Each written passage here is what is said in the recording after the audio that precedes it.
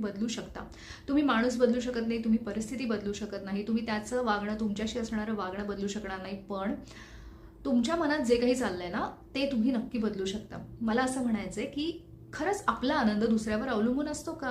म्हणजे कोणी आपल्याशी नीट वागत नाहीये म्हणून आपला आनंद हिरावून घेतला जाणार आहे का? आपण आनंदी राहूच शकणार नाही आहोत का? तो माणूस आणि त्याच्याबरोबर असणारं नातं हे आपल्या आयुष्यातला एक भाग आहे, ते आपलं पूर्ण आयुष्य असू नाही शकत.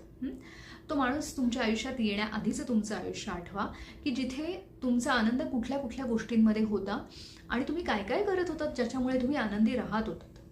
हे नातं तुमच्या आयुष्यात आल्यानंतर किंवा ते बिघडल्यानंतर जी परिस्थिती झालेली आहे ती वेगळी आहे, पण हे नातंच खराब आहे आणि त्याच्यामुळे माझं आयुष्यच खराब आहे असं एक सरसकट विधान आपण जे मनामध्ये केलेलं असतं, की जणू काही सगळा आयुष्याचा आनंद त्या फक्त एका नात्यातच सामावलेला आहे असं आपण स्वतःला सांगतो.